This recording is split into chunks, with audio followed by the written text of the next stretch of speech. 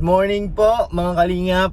Sa mapagpalang araw, dala natin ang patrol ni Kalingap Rab. At siyempre kailangan papugiin ito at mabiyahe ito po mamaya pa Manila. Iyan muna natin ngayon. Sa Sangguni kasi may naramdaman ako kagabi habang nananakbo. Iyan ako kung hindi ba malala ang tama. Kasi kung hindi, kaya naman ibiyahe na Manila, ay kakarwas lang natin to. Pero kung medyo ay mahirap po kasi dito pagpatrol. Gawa ng hindi biro po ang bawat paggawa nito, magpatrol. So ayun, samahan niyo po muna ako mga kalingap. Alamin natin kung ano ang nararamdaman nito, para kasi kagabi, yun nga, nararamdaman ko siya pag tumatakbo. Pa-check muna natin bago kami mag-alis mamaya. Let's go! Mga kalingap, dito na tayo sa Tropit. Ayan na natin, Sangguni natin to. Dito sila naabutan dyan kina Joy, sila Kalingap Rob. So ayun, ipatingin na natin to. Kailangan natin ipacheck na. Yan mga kalingap, galing na tayo sa doon sa Tropit. Nakakalungkot na hindi nila kayang gawin ngayon kasi nga po ay alam mo naman, patrol po ito, hindi basta-basta gagalawin to. Tapos yung may-ari ng Tropit ay gusto niya siyang gagawa, wala pa naman siya dyan. So ang mangyayari nito mga kalingap, okay lang naman, o kaya pa naman daw, dahil pinacheck ko naman, matakbo po ito pa Manila, wala namang problema, basta hindi lang masyadong ihataw ng todo. Tapos ngayon, sa Manila ko na ito ipapano, sa Nissan.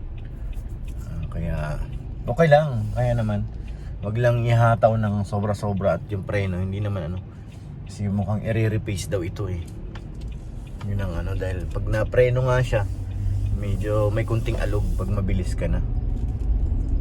Ngayon, magkapakarwas na lang tayo kasi nga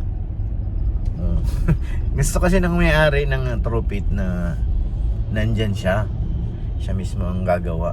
Ang naman, pagko-supervise kasi patrol po ito hindi naman to gaya ng kung ano ng sasakyan.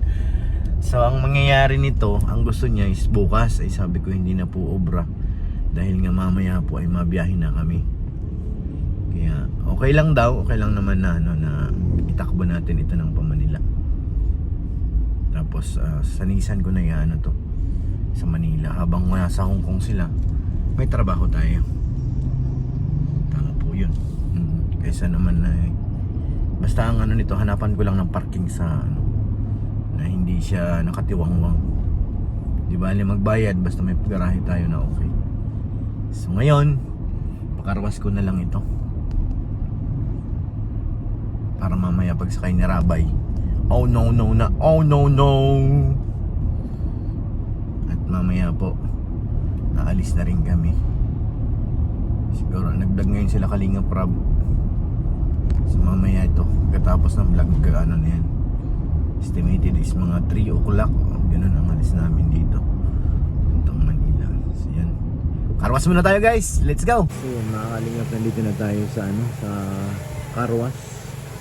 karwas na lang natin yung Nissan para mamaya malinis.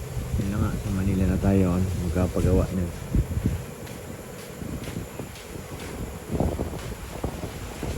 Ayan mga kalingap, pinapatuyo talaga ni kuya ng ayos kasi kapawaks ko po ito, kailangan tuyong-tuyo. Marami na rin tayong dapat ipatanggal na scratch ng spalto. Patanggal ng spalto yan. Pawaks natin to, labas loob. Maganda pag nakawaks Ayan. Yung mga puti kasi tatanggal yan pag nakawaks. Pogi na.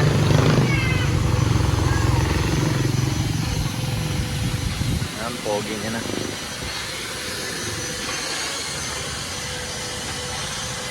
Yung mga ganito kung matanggal yan parang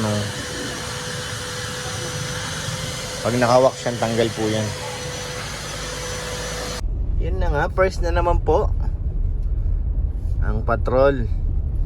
So ngayon, balik muna tayo sa base, sa coffee shop.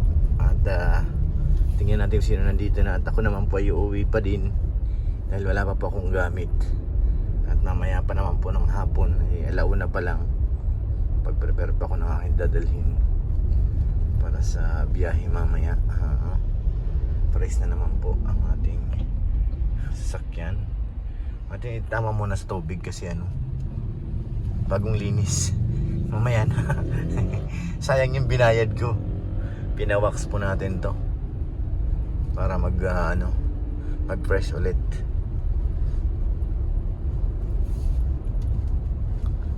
Yan, punta na tayo sa coffee shop. Ako sino nandito sa coffee shop ngayon. Paano na sila Beyonce? Baka si Kuya Bal nagsundo. Hindi, si Papa Edge po yung nagsundo doon kay Beyonce. Malamang nandito na yun sa coffee shop. Ito ang problema namin dito, kalsada. Nagutay-gutay na. Wala pa yung mananahi. Mga taga DPWH, tahiin nyo na ito. At na ay malalalim ng lubak. Dahil sa sunod-sunod na ulan. Mas maraming truck na malalaking dumadaan, kaya ganyan. Mabilis masira. Ito kayo nagugutom na rin. Ngayon it's already 1 o'clock na. Kailangan ko rin mag-uwi at para kumain. So yan. Ito tayo sa Carview 3. Ayun mga kalingap, tapos na tayo magpakarwas. Nandito na tayo sa coffee shop. Ang siya Ryan. Ray! Nakita mo na si Beyonce? Dumating? Di pa nadating? Ang bihira. Baka, anak ko. Baka sinusundo ni Papa. Baka sinusundo. Anong oras na? Wala pa rin. Kinakabahan ako Ikaw, di ka kinakabahan? Ang bihira. Saan kaya yan? Baka andun nga si Papa Eds ngayon sa masalong-salong. Oo, baka nga nandun. So ayan na, may CCTV na tayo, Bray. Ayan na, Ray. Nakatutok! 4 oras! So dito sa loob, anong kaguluhan to dito? Ano daw? Ano mabuti dyan? Uy, walang ulan! Huwag kayo magtawag! Siya? Banlu! May nakaintindi! Buli! Dito na ang sasakyan namin. Si Beyonce na lang kulang. Tsaka si Papa Eds. Hinihintay natin. Tingnan mo itong ulan na to. Biglang tigil, Nangaasar lang talaga. Kanina mga motor to, ba't nakaharang dyan? Pagkutumba mo nga yan kay Norman. Hindi na marunong pumarking. Parang si Eds na yun nakapupo yung sasakyan Hala, babaterya kay Norman? Dumating na si Eds? Kasama si Beyonce?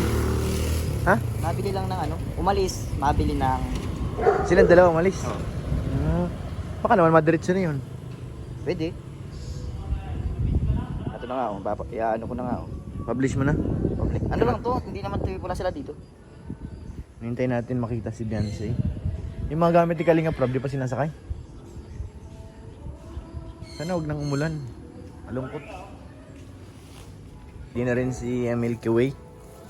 Handang-handa na. Yung mga pasahero na lang wala. Ups. Naman na sa loob. Ang daming pahabol Sana magkita-kita pa kami doon sa Manila. Hindi na sila nagpakita sa akin. Hindi na ito makarating ng Hong Kong. Balik na ng diet.